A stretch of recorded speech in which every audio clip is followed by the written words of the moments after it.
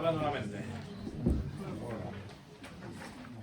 Pues espero que estéis muy bien y todavía con ánimo. Vamos a ver unas sesiones más adelante, a ver cómo vamos. Vamos a avanzar y centrarnos ahora en la segunda sección en la que he dividido esta carta de Tito. La primera sección que vimos, aparte de la introducción, fue versículos 1 al 4, y ahora esta sección 2, versículos 5 al 9. Y he titulado esta sección como siervos bien calificados. Siervos bien calificados. Y nuevamente, el enfoque principal de esta sección va a estar en los líderes de la iglesia, los que llevan, por decirlo así, la cara visible de la responsabilidad, pero es necesario que los miembros de la congregación puedan conocer estas verdades y defenderlas también. Entonces vamos a dar lectura a versículos 5 al 9. Yo voy a dar lectura del 5 al 8 y vosotros todos juntos el versículo 9. ¿Tenemos, Tito? ¿Sí? Leo versículo 5. Dice así: por esta causa te dejé en Creta, para que corrigieses lo deficiente y establecieses ancianos en cada ciudad, así como yo te mandé. El que fuere irreprensible, marido de una sola mujer, y tenga hijos creyentes que no estén acusados de disolución ni de rebeldía. Porque es necesario que el obispo sea irreprensible como administrador de Dios, no soberbio, no iracundo, no dado al vino, no pendenciero, no codicioso de ganancias deshonestas, sino hospedador, amante de lo bueno, sobrio, justo, santo, dueño de sí mismo, todos juntos, retenedor de la palabra fiel, tal como ha sido enseñada, para que también pueda exhortar con sana enseñanza y convencer a los que contradicen. Muy bien, esta es una sección importantísima. Bueno, toda la palabra de Dios es importantísima, pero espero que estemos claros en que el pastor no es perfecto. ¿Estamos claros en eso? ¿Sí? ¿Hay algún pastor que diga, no, yo soy la excepción? Si tú llegaste a la iglesia pensando que el pastor era perfecto, seguro que te has desilusionado. Ya. Si no te has desilusionado, quizás es como cuando al niño le dicen Papá Noel no existe. Quizás te estoy desilusionando en este momento. O quizás pronto te vas a desilusionar. El pastor no es perfecto, pero esto es algo que algunas personas no entienden, porque no ven el ministerio como Dios lo ve. Aunque el pastor no es perfecto, Dios exige estándares altísimos del pastor. Como vamos a ver, estándares que no puedes desarrollar y por tus propias fuerzas. Necesitas, si eres pastor o llevas algún tipo de liderazgo en la iglesia, necesitas aferrarte al Evangelio, a la gracia de Dios, al Espíritu Santo. Y vamos a ver que las características que se exigen del pastor al final son características para todos los creyentes. No es que los pastores están ahí en un sitio donde, bueno, a ellos se les exige una gran carga que no se les exige al resto de la iglesia. No, al resto de la iglesia también. La iglesia no está llamada a ser una impía, o sea, a vivir como quiera, no. Pero el pastor que está allí representando el liderazgo de la iglesia, Dios pone exigencias altas. ¿Y quién puede decirle a Dios que no exija lo que quiera exigir en su obra? Porque es su obra. Como vamos a ver, dice como administrador de Dios, del ministerio de Dios. A Timoteo, Pablo le dice, para que si tardo sepas cómo conducirte en la iglesia que es o en la casa de Dios, en la iglesia que es la casa de Dios. Columna y baluarte de la verdad. Es la casa de Dios, es la iglesia de Dios, y Él exige. Nos ha dejado a Cristo como nuestro modelo, el ejemplo. Y esto es para tomarlo con temor y temblor. como pastores, porque tenemos que reconocer que somos pecadores y necesitamos tener muy presente el Evangelio. Pero también, atendiendo a la congregación, muchas veces nos olvidamos de los altos estándares que Dios pone para el liderazgo. Nos olvidamos de que las cualidades más importantes de un ministro son las espirituales que se manifiestan en un carácter piadoso. Muchas veces la iglesia, por necesidad, pone al que habla mejor o al que habla más. Pone al que es más carismático. Pone al que es más guapo. Definitivamente en Almería no ha sido así. Pero al que tiene un espíritu emprendedor y es un exitoso empresario quizás, o lleva a cabo planes tremendos, y la iglesia dice, ese es el candidato. Y no se profundiza en lo que Dios está exigiendo, en lo que Dios está viendo. Y esto hace tanto daño a la iglesia. Debemos recordar, creo que lo tenéis allí en vuestro material, debemos recordar que la iglesia es la obra de Dios. Y para que pueda ser guiada a la madurez cristiana, los pastores deben ser íntegros en su carácter, en sus relaciones y en su enseñanza.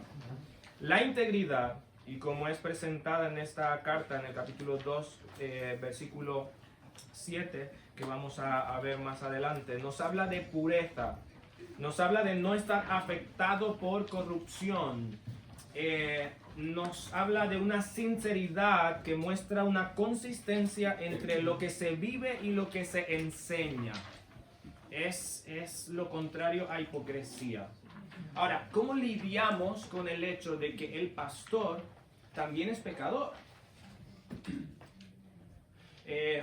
Justamente ayer, estaba hablando con una persona de la iglesia, y entonces me estaba diciendo, es que estoy luchando con muchos pecados, y entonces lo veo a usted y a su esposa y pienso, pues con algún pecado lucharán, pero yo no veo que luchen con los mismos pecados. Y yo por dentro diciendo, tú no entiendes nada, no sabes nada, ¿sí?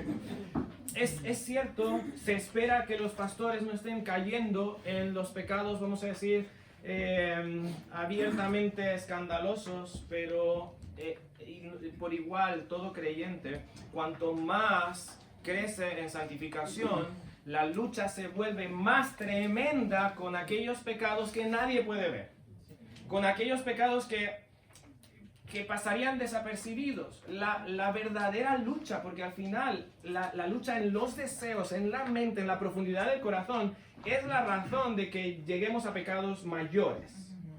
Entonces tú puedes no matar, o sea, la verdad, tú puedes pasar toda la vida sin matar físicamente, pero como dice Cristo, matando a tu hermano en tu corazón y nadie se ha enterado. La verdadera lucha no está tanto en resistir no matar a alguien, sino en luchar con tus deseos.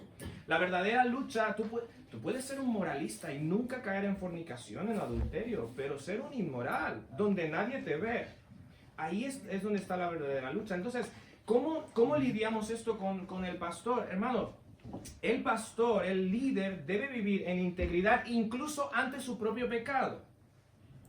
Es decir, aplicar el evangelio en sus propias luchas, por medio de la confesión y el arrepentimiento, el abandono del pecado, para no permitir que estos pecados le descalifiquen. Porque vamos a entrar en una sección donde el pastor puede ser descalificado o debe ser descalificado por la iglesia, y ahí está la iglesia juzgando esto por causa de pecados que el apóstol Pablo va a mencionar. Entonces, ¿qué podemos aprender de esta encomienda a Tito, que nos muestra la necesidad de la integridad en el siervo de Dios? ¿En qué áreas debes tener integridad si eres un líder? Y si eres parte de la congregación, debes poder ver estas áreas de integridad en los líderes de tu iglesia. En primer lugar, quiero resaltar no es un requerimiento específico, pero quiero verlo ahí en Tito. Debes ser íntegro en tu obediencia, porque al final, en el capítulo 2, versículo 7, Pablo va a decir de Tito que Tito es un ejemplo, y debe ser ejemplo.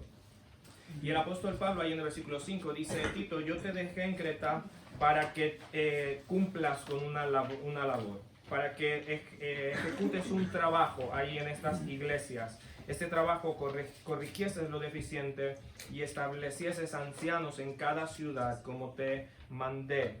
Aunque la sección va a enfocarse en las exigencias sobre los líderes que Tito tiene que escoger, él mismo tiene una responsabilidad, él mismo tiene un encargo que hacer de parte del apóstol Pablo, de parte de Dios. Pablo le había encomendado esta tarea de cualificar, de evaluar personas que iban a ser establecidas como ancianos, como pastores, para corregir lo deficiente y establecer estos ancianos.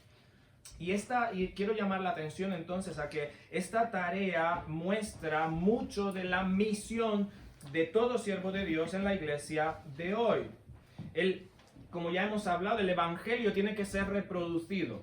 Debe ser, vamos a decir, debe tener fruto en nuevas generaciones de creyentes. Y estos líderes deben reproducirse en otros. Y esta expansión, para que haya este crecimiento de manera saludable, hay que corregir lo deficiente.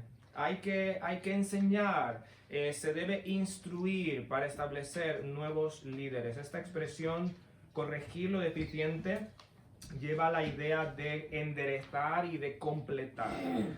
Lo más probable es que, dije en la primera sesión que Pablo no había estado en Creta. Sí estuvo en Creta, pero probablemente fue por muy poco tiempo.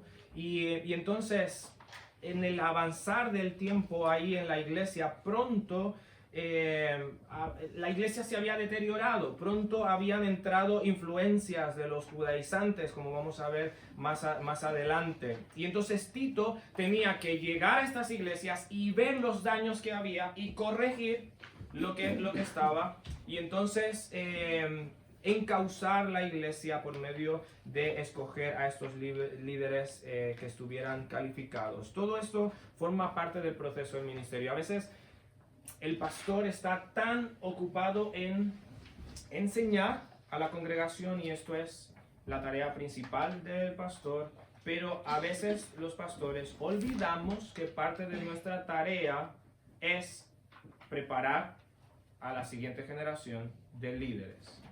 Y esto es importantísimo. Esto es importantísimo. Y tenemos que obedecer este mandato. Tenemos que ser íntegros en este mandato. Y si tú eres líder, si tú eres pastor en la iglesia, debes tener en cuenta esto y debes orar al Señor para que el Señor te dirija en formar nuevos líderes, para corregir lo deficiente en la iglesia e instruir a nuevos líderes que puedan encargarse de la iglesia, Dios mediante, según la voluntad de Dios, en el futuro, porque tú no vivirás para siempre. ¿Sí? Y es tu tarea. ¿Cuántos pastores mueren y no hay nadie que tome el liderazgo en la iglesia? Ahora, entendemos que también es una obra de Dios. Entendemos que no es algo arbitrario del pastor, pero tenemos la responsabilidad de instruir a siervos. A veces instruimos a siervos que luego se van a otra iglesia y Dios les usa en otro lugar y decimos, pues todavía necesitamos aquí. Pero la idea es que es nuestra responsabilidad preparar a nuevos siervos. Dice ahí en vuestros apuntes: toda iglesia necesita hombres que sean obedientes en la tarea de suplir la enseñanza necesaria y preparar a la siguiente generación de siervos que seguirán la obra. Entonces, pastores, una nota aquí. ¿De verdad estás capacitando a otros? ¿Estás invirtiendo tiempo en capacitar a otros? Quizás, bueno, estos seminarios sirven como ayuda, y está el seminario de España también, que sirve de ayuda, pero no no es lo mejor que el pastor se desligue de la enseñanza de nuevos siervos. Sí, si tienes personas que se están preparando, tú debes estar también allí cerca.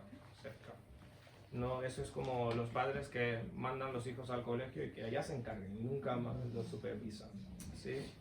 Estás formando discípulos, estás orando, quizás no ves a nadie a la vista con estas cualidades que dices, bueno, no veo a alguien que está disponible en este momento. ¿Estás orando que Dios provea a alguien para la iglesia? Son cosas que debemos tomar en cuenta. Entonces, debemos ser íntegros en esta responsabilidad. Ahora, yendo más específicamente a las cualidades que Pablo está mencionando aquí de los líderes que son evaluados, tú debes ser íntegro. Si eres líder y si eres parte de la iglesia, debes ver esto en el líder. Debes ser íntegro en tu familia. Y es muy apropiado que el apóstol Pablo empiece por la familia del pastor. Dice allí en el versículo 6, el que fuere irreprensible, marido de una sola mujer y tenga hijos creyentes, que no estén acusados de disolución ni de rebeldía. El mundo no toma en cuenta esto. Probablemente tú vas al médico y no le preguntas al médico, ¿me vas a atender, médico? Vale, déjame hacerte unas preguntas. ¿Cómo te va con tu esposa? ¿Cómo está tu familia? No hacemos esto, ¿verdad? Pero Dios se toma en serio la familia. ¿Sí? Dios se toma en serio la familia. El anciano, el pastor, el líder de la iglesia debe ser irreprensible. Esto significa que no pueda ser acusado. Nuevamente, no perfecto, pero está luchando con el pecado en su propia vida para que el pecado no prolifere y le lleve a un estado en el que está rendido al pecado. Y esto entonces se hace evidente, que no pueda ser juzgado por llevar una vida que contradice el Evangelio, porque espero que el pastor está animando a la congregación a mirar a Cristo, a imitar a Cristo, y esto es lo que él debería hacer también. ¿En qué áreas el pastor debe ser íntegro en su familia? Pues siendo un ejemplo de pureza. En las lecturas teníamos para leer allí 1 Timoteo capítulo 3, porque estas instrucciones que Pablo da a Tito son las mismas instrucciones que le da a Timoteo en cuanto a los que van a ser pastores. Entonces esto es importante. Algo llamativo es que las dos listas de requisitos empiezan con la misma exigencia: irreprensible, marido de una sola mujer. Esto pues refleja mucho de lo que era la situación de Creta, allí de inmoralidad, y de lo que es nuestro mundo hoy, los peligros morales que rodearon las iglesias de Creta, de Éfeso también, y como el mundo no ha mejorado, pues estos peligros rodean a las iglesias hoy, y es necesario que tomemos en cuenta esto. Marido de una sola mujer, en principio parece no estar aquí aludiendo a algo como la poligamia, aunque al final es una consecuencia de esto, pero más estrictamente probablemente está hablando en contra del divorcio, y a su vez pues involucra todo acto de inmoralidad sexual y de relaciones ilícitas fuera del matrimonio. Y nuevamente, hermanos, la iglesia y las exigencias son de Dios. Y tú puedes tratar de justificar según nuestra cultura y hacer excepciones. Pero al final es que no es nuestra empresa. Voy a usar la palabra empresa, pero no me gusta eso. Es la obra de Dios. Y Dios exige esto. Dios exige esto porque Él instituyó el matrimonio. El matrimonio es más, el matrimonio refleja, la máxima imagen del matrimonio. A veces digo, cuando Dios quiso ilustrar la hermosura de su plan en el matrimonio, no encontró un ejemplo mejor, una imagen mejor que la relación de Cristo y su iglesia. ¿Puedes encontrar algo mejor? No, pero mira esto, cuando Dios quiso ilustrar la hermosura de la relación de Cristo con su iglesia, no había otro ejemplo mejor que el matrimonio. Entonces el matrimonio de verdad es honroso y como dice la escritura, debe ser honroso. No podemos rebajarlo. No podemos asumir relaciones que atentan contra esta máxima imagen que Dios ha expresado con relación al matrimonio. Y yo entiendo que ocurren cosas que se salen del patrón del matrimonio establecido por Dios. Y yo entiendo que hay restauración de parte de Dios. Yo entiendo que hay perdón. Yo entiendo que Dios puede tomar lo que el pecado ha destruido y glorificarse y usar a personas para su gloria. Pero en el liderazgo que va a representar la enseñanza de Dios ante la iglesia y ante un mundo, el pastor debe ser fiel al patrón original que Dios estableció para el matrimonio. Dios puede usarte si es tu condición y no estamos dándole una patada a nadie. Así como Dios, todos los pecados han sido perdonados en la sangre de Cristo. Pero es la casa de Dios, ¿sí? Es la casa de Dios. Y Dios puede usarte de maneras tremendas y maravillosas. Pero yo no puedo decirle a Dios, Dios, es que tómame en cuenta esto distinto. Es su instrucción. Uno de los peligros más grandes que enfrenta el pastor es precisamente con el tema de la inmoralidad sexual. Y el pastor, como ministro de Dios, enseñando el evangelio al pueblo de Dios, debe cuidarse de ser derrotado en esta área. Y yo quiero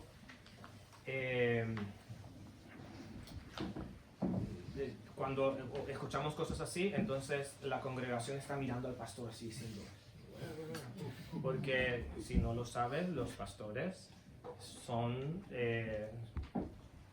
tentados, tienen que luchar contra toda clase de pecados también, así como tú.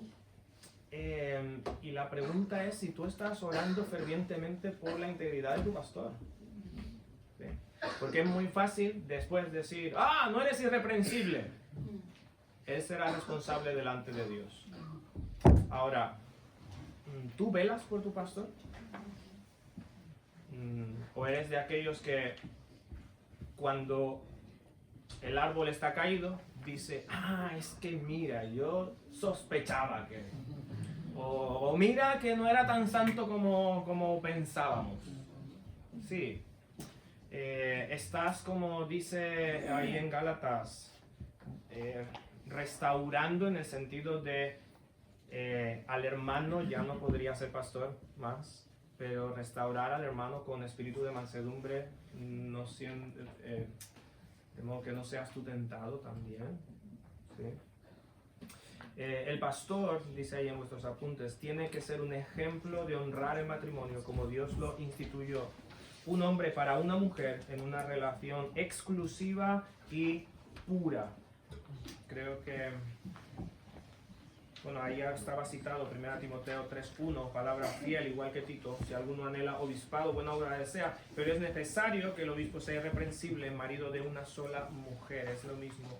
Mira, en 1 Tesalonicenses 4:3, pues la voluntad de Dios es vuestra santificación, que os apartéis de fornicación, que cada uno de vosotros sepa tener su propia esposa, algunos interpretan su propio cuerpo también en santidad y honor, no en pasión de concupiscencia como los gentiles que no conocen a Dios. En Génesis capítulo 2 se nos narra cómo Dios crea al hombre y a la mujer a su imagen y los une en matrimonio y les da la misión de extender su reino. Cuando a Cristo se le pregunta sobre el divorcio, Mateo 19 dice: en el principio de la creación no fue así, sino que varón y hembra los creó Dios, por tanto dejará el hombre a su padre y a su madre y se unirá a su mujer y los dos serán una sola carne.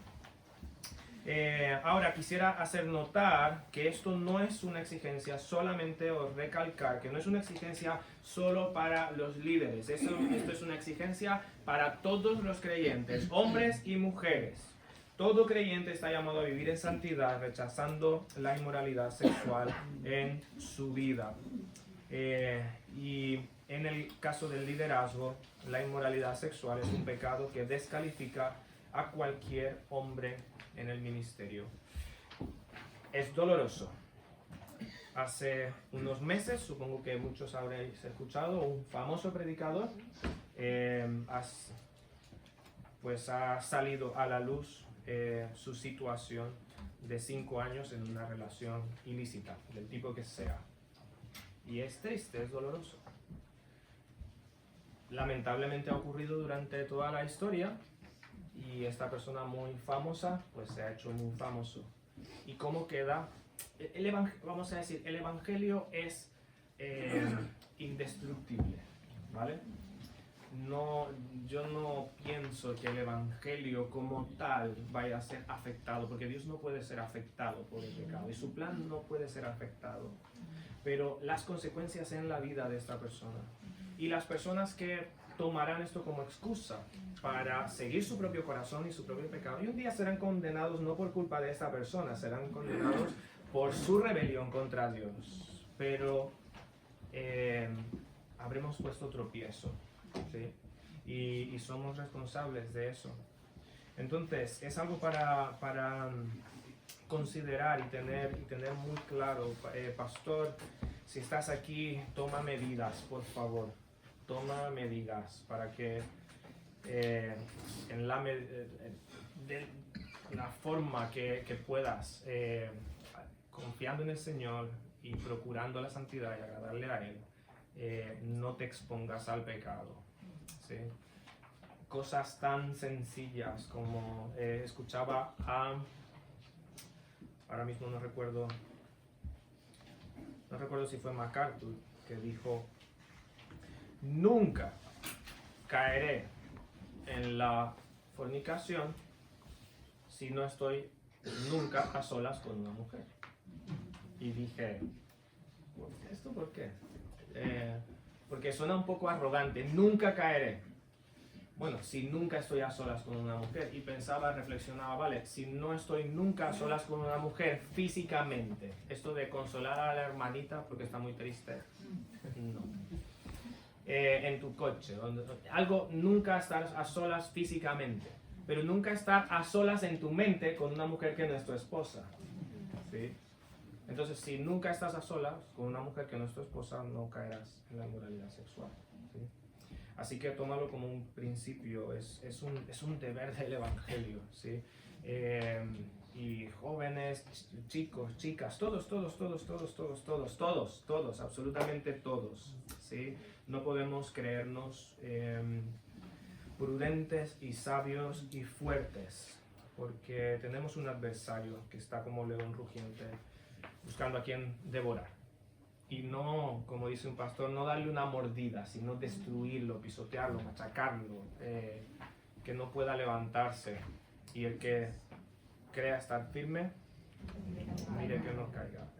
Proverbios dice, el sabio ve el mal y se aparta, pero los necios dicen, yo puedo, yo no voy a caer. Y pasan y reciben el daño. Entonces el pastor tiene que ser irreprensible en su relación con su familia, siendo un ejemplo de pureza, pero siendo un ejemplo de crianza también. Dice allí, versículo 6, el que fuera irreprensible, marido de una sola mujer, y dice, y tenga hijos creyentes que no estén acusados de disolución ni de rebeldía. Ahora entramos en un tema donde involucra a otras personas, como son los hijos. Pero el apóstol Pablo menciona esto de la integridad de la familia, enfocándose en la crianza de los hijos. Y también tenemos en 1 Timoteo 3:4, que podríamos decir que es un pasaje paralelo, dice que gobierne, hablando de los requisitos del pastor, que gobierne bien su casa, que tenga a sus hijos en sujeción con toda honestidad. Y ahí en vuestro material dice, el siervo de Dios calificado debe mostrar en su vida familiar la diferencia entre el evangelio y la cultura del mundo.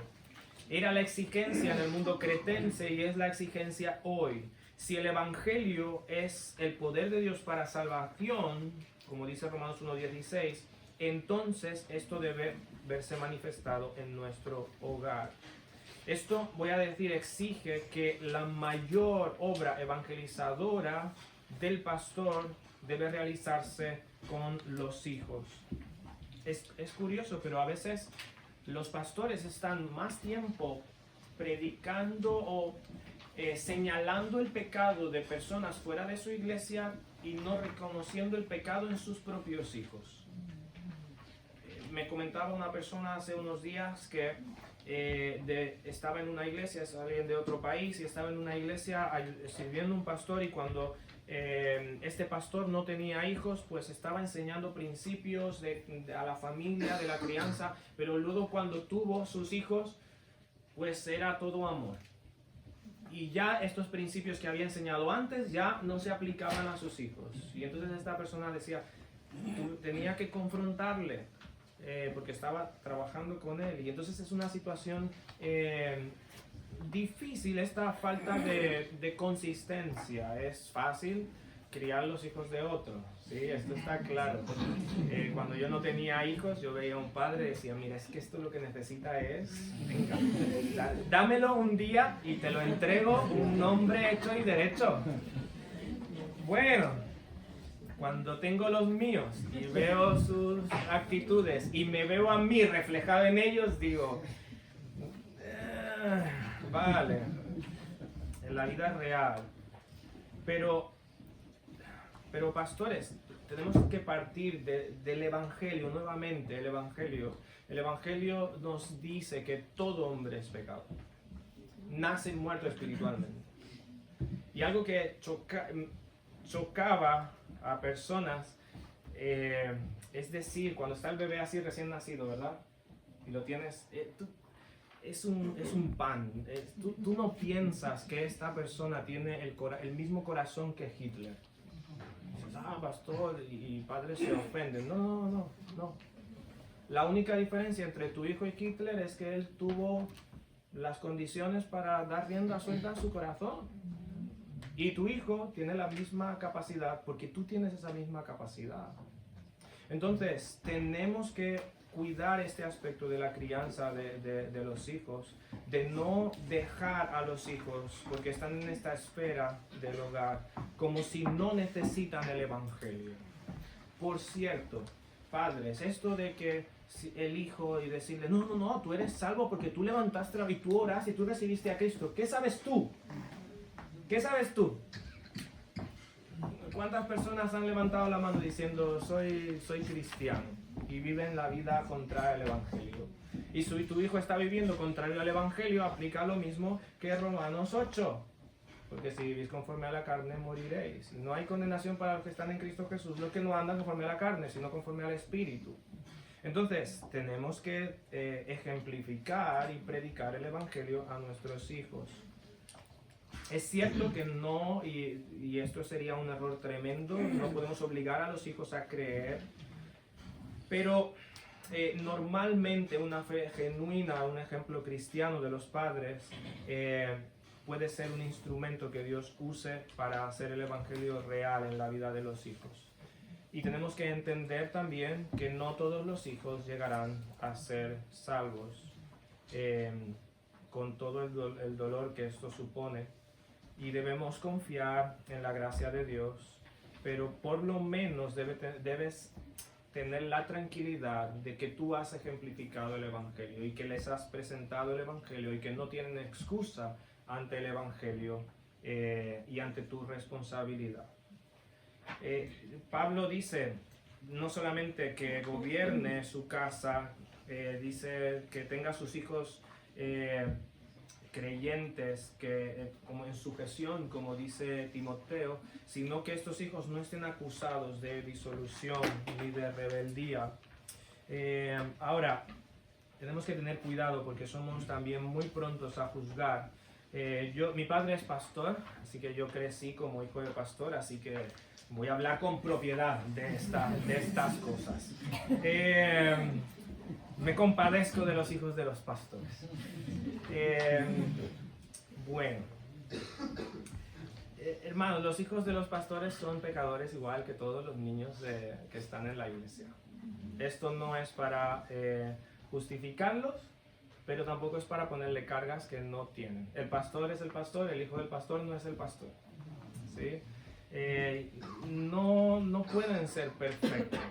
No pueden ser perfectos, así como los otros niños de la iglesia no pueden, o sea, no son perfectos. Los hijos del pastor no deben llevar la carga del pastorado. Ahora, esto es una cosa que frustra mucho a los hijos de pastores cuando no hay un equilibrio, porque el hijo sabe que su conducta afecta también el ministerio de su padre.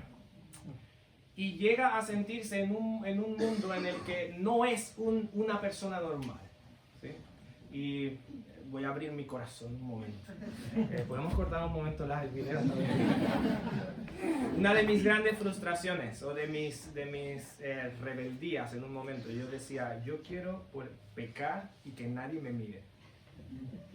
¿Por qué tengo yo que, por qué la gente tiene que estar pendiente de mí?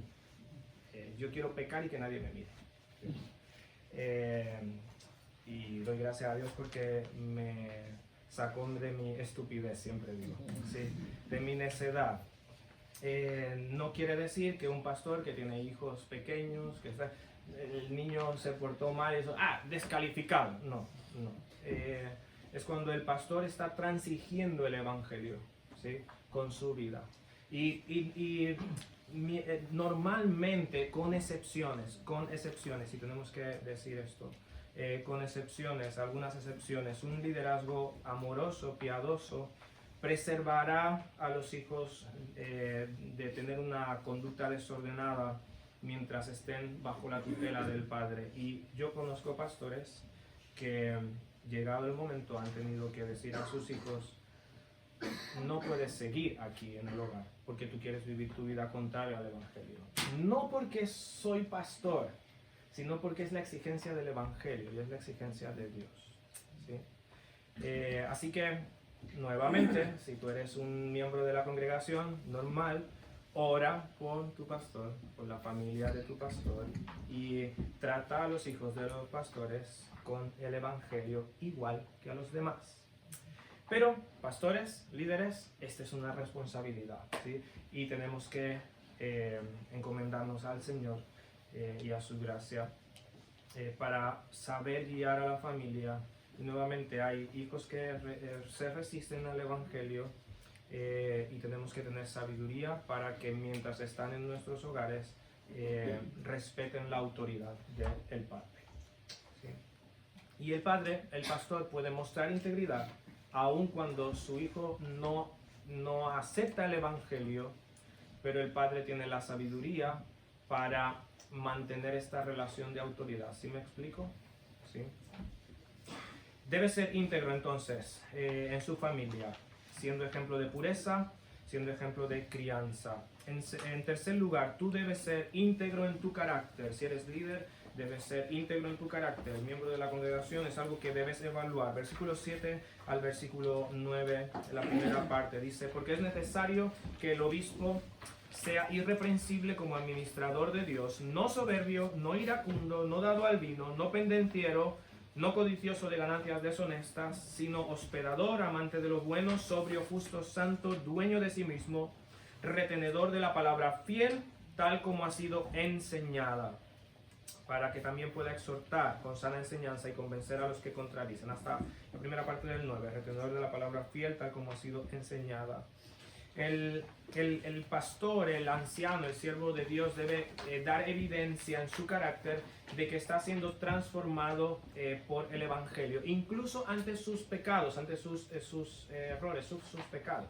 Como decía hace un momento, un pastor que reconoce incluso cuando peca y trata su pecado conforme al Evangelio, como enseña a la congregación, confesando su pecado, haciendo restauración si es necesario, y abandonando su pecado. Esto requiere que esté permitiendo, dice ahí, el control del Espíritu Santo en su vida. Nuevamente, es necesario que sea irreprensible como administrador de Dios, no soberbio, y empieza a mencionar ciertas características. Esto que está mencionando aquí es todo lo contrario a lo que era la cultura cretense. El apóstol Pablo está diciendo, mira, los pastores no pueden ser igual que los impíos. Los cretenses son mentirosos, altivos, soberbios, llevan vidas desordenadas, y no es posible que el representante, por decirlo así, del evangelio en la iglesia local sea igual y tenga el mismo testimonio que la gente afuera de la iglesia, que la gente que no conoce a Dios. Y lo que se necesita entonces es un carácter que está siendo controlado o que está creciendo en el control o con el control del Espíritu Santo. Esta lista que menciona aquí se parece a la lista de Gálatas. ¿Te acuerdas cuando menciona el fruto de la carne y el fruto del Espíritu? El fruto de la carne es todo este desorden, donde hay iras, pleitos, contiendas, inmoralidad. En Colosenses también nos hace referencia similar, donde están describiendo todo lo que es terrenal. Pero por el contrario, el siervo de Dios debe mostrar en su vida el fruto del Espíritu Santo, estar creciendo en este fruto del Espíritu Santo. Dice allí, no debe ser soberbio. Esto es que no acepta consejo y aparenta ser superior. Esto es difícil, porque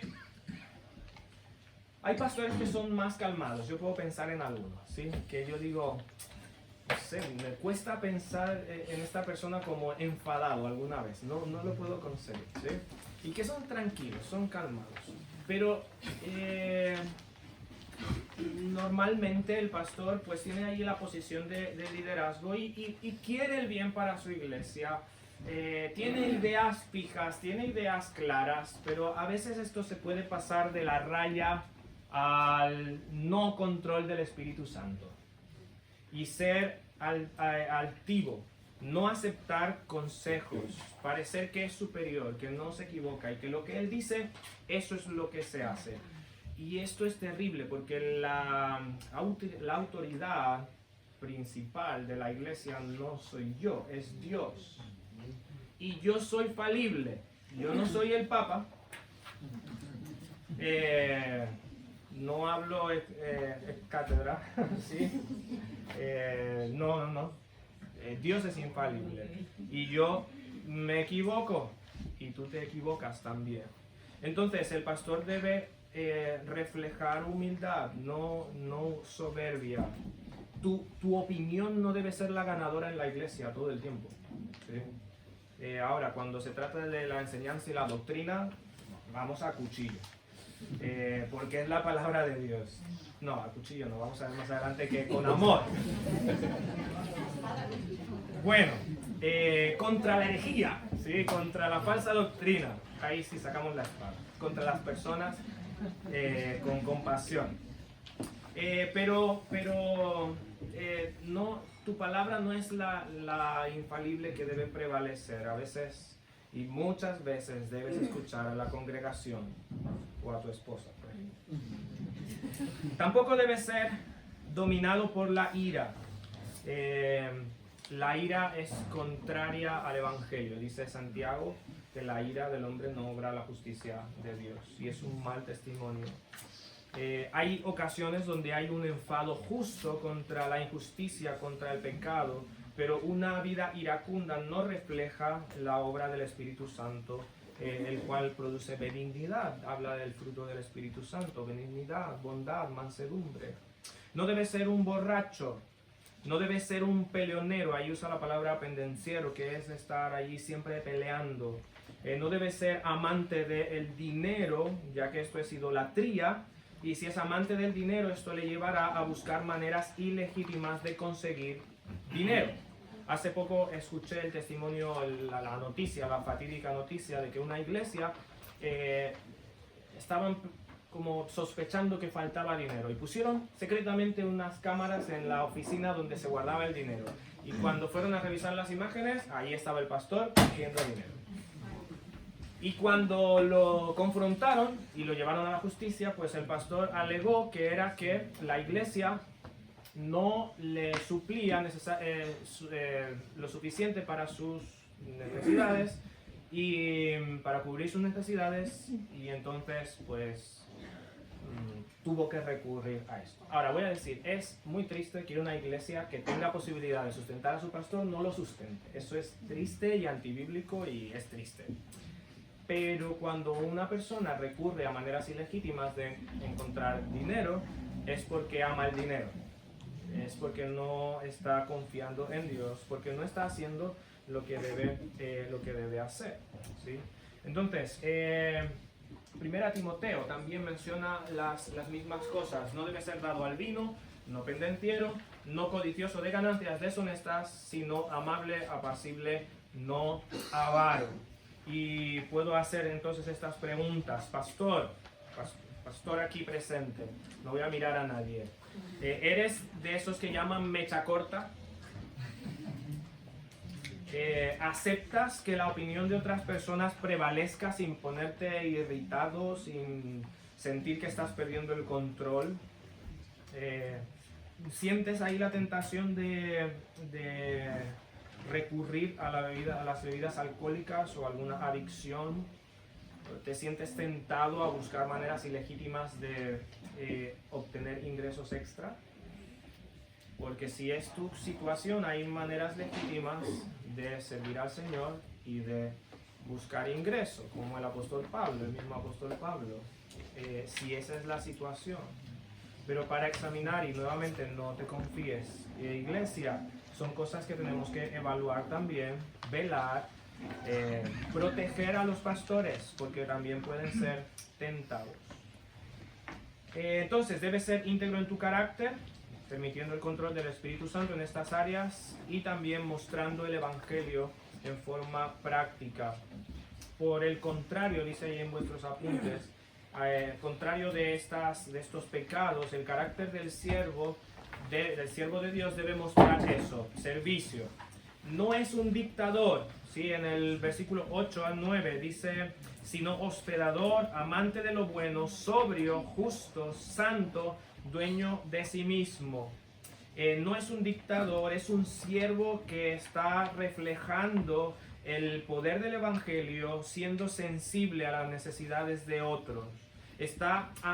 Ama lo bueno, y esto es muy importante porque hay personas que sí están en la iglesia, que sí están en una posición de liderazgo, pero hay áreas donde coquetean un poco con cosas impías, con cosas malas. Pero el pastor, el siervo de Dios, ama lo que es bueno.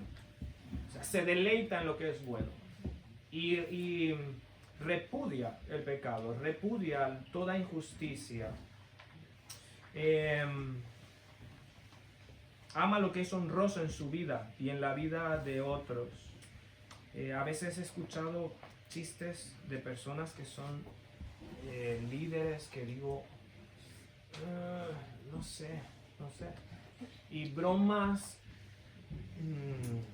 de cosas injustas. No lo sé. Líderes que estás hablando y siempre acaba la conversación en temas de dinero, temas de... Yo digo, no lo sé. No, como dirían aquí, no me mola mucho. ¿Sí? Y esto es tan importante porque la sobriedad, el hecho de no ser dominado por cosas que son injustas, que nos alejan de la santidad, la justicia y la santidad, vamos a ver que son los resultados del Evangelio que vamos a notar en el capítulo 2, versículo 12. La piedad, la santidad están estrechamente relacionadas. El pastor debe tener dominio propio, y por último, retener la sana doctrina. Si hay alguien que no puede estar jugando a que todo el mundo pueda creer lo que quiera creer, es el pastor, ¿sí? Hay tantas personas creyentes que van a ir a internet y bueno, lo que escuchen. El pastor no puede ser de esas personas que, bueno, tenemos que conocer errores, pero el pastor tiene que estar bien claro en lo que es la sana doctrina. Y en la sana doctrina, tú puedes pensar lo que quieras, pero la doctrina es la doctrina. Y la defendemos, si es necesario, hasta la muerte. Y eso debería ser así. Porque si no, entonces, ¿con qué carácter puedes enseñar si no estás convencido de lo que dice la palabra de Dios? ¿Sí? En cuarto lugar, tú debes ser íntegro en tu enseñanza. Como hemos leído allí en el versículo 9, dice, retenedor de la palabra fiel como ha sido enseñada, para que también pueda exhortar con sana enseñanza y convencer a los que contradicen. Vamos a encontrar dos cosas aquí. Es tan importante que retengas la palabra fiel como ha sido enseñada, como hemos heredado de los apóstoles y lo revelado en las Escrituras, para que puedas enseñar, para que no seas un hipócrita enseñando y también puedas convencer a otras personas. Muestra este propósito para que también pueda una vida de integridad, capacita al siervo de Dios para enseñar con integridad. ¿Y cómo debe ser esta enseñanza de este siervo que está calificado? Mostrando amor por medio de la enseñanza. El pastor debe exhortar, dice ahí, exhortar con sana enseñanza, esto es amonestar, pero no solamente en el sentido regañón, o sea, de estar regañando a las personas, no, sino de animarles, amonestarles por la palabra de Dios y restaurarles, que la persona vea la verdad de la palabra de Dios y no sienta que le estás poniendo el pie en el cuello, sino que estás, y tampoco a veces los pastores estamos como aquí arriba y estamos diciendo a la gente, es que tienes que venir aquí. Qué diferente a Cristo. Cristo en toda su gloria, nos dice Filipenses, se despojó a sí mismo, se humilló y vino aquí. Y como dice Hebreos capítulo 2 también, se identificó con nosotros para llevar muchos hijos a la gloria. Es decir, Cristo se bajó, sin pecado, pero a nuestra naturaleza, y en un sentido nos dijo, vamos juntos, o sea, te llevo y vamos juntos. Y esto es totalmente diferente. Y muchas veces a los pastores nos falta tanto amor, tanta compasión, y somos prontos para decir a la persona, es que esto es lo que estás haciendo mal y a ver si espabilas o de qué estás pensando. Y te olvidas que me olvido de que también nosotros somos tentados y también nosotros estamos luchando probablemente con los mismos pecados. Pero somos soberbios y no reconocemos esto. Y somos incapaces de sentarnos, de coger de la mano y decir, vamos juntos, porque vamos en el mismo camino, vamos a la misma meta, vamos juntos, con amor. Hermanos,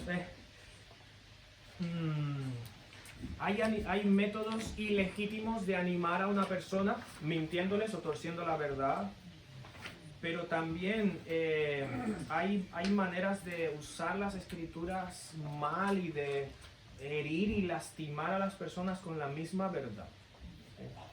Y esto no debe ser así. Debemos exhortar amorosamente con sana enseñanza.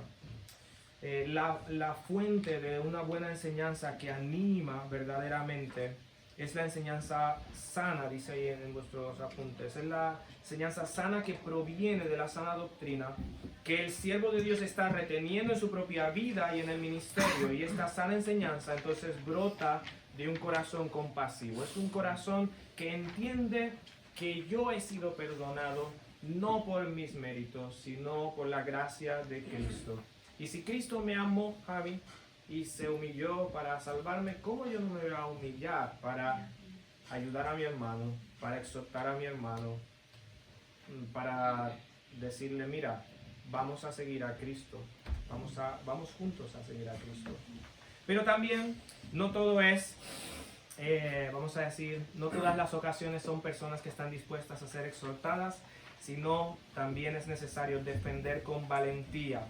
No solo encontramos personas que están necesitadas de ser animadas y amonestadas por la palabra de Dios, sino también que vamos a encontrar personas que son hostiles al Evangelio, personas hostiles contra la sana doctrina, y estas personas deben ser confrontadas, también con amor, pero con valentía. Alguien ha dicho que el pastor tiene dos cosas, tiene el cayado y también tiene la onda con piedras, y sabe lanzarlas muy bien, ¿sí?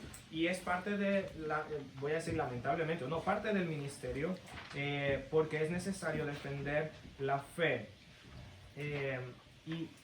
Y aquí es donde entra todo esto de la integridad del siervo, porque ¿cómo puede refutar a los que contradicen el Evangelio si su propia vida no está en coherencia con el Evangelio? Entonces el pastor debe poder decir, mira, yo defiendo la sana doctrina y yo estoy siendo coherente con la sana doctrina, no porque soy perfecto, sino en honor al Evangelio, y tú debes creer el Evangelio y llamar a estas personas al arrepentimiento. Es necesario que el error de los que contradicen sea expuesto, que la enseñanza y la propia vida del siervo de Dios sean una denuncia del error, que los que están viviendo un error puedan ver la vida del pastor y se sientan acusados por el testimonio, ¿sí? En conclusión, la obra de Dios requiere hombres que ejerzan el liderazgo enseñando a la congregación y formando nuevos siervos. ¿Vimos esto? Estos líderes deben ser calificados, bien calificados, para no contradecir con sus vidas el evangelio que predican, y el requisito indispensable es la integridad. Hombres que son irreprensibles en su familia, en su carácter, en su enseñanza. Pero si meditamos en esto, es algo que ninguno de nosotros puede hacer por su propia voluntad. No podemos por nuestras fuerzas llevar vidas de este tipo, así como es por la iniciativa de Dios que el ser humano puede llegar a conocer al Salvador. En su misma gracia y por su iniciativa también Dios llama a hombres a cumplir con la labor de liderar la iglesia. Así como la salvación no es por capacidad humana, la proclamación del Evangelio y una vida que refleja el Evangelio no es por capacidad humana, sino por la gracia de Dios. Tu vida, por la gracia de Dios, debe evidenciar que el Evangelio puede convertir a un cretense empedernido en un siervo fiel que refleja el Evangelio y la sana doctrina. Y espero que este sea nuestro deseo y que el Señor nos dé la gracia para aferrarnos a Él y que Él haga esta obra en nosotros. Y terminamos esta sesión.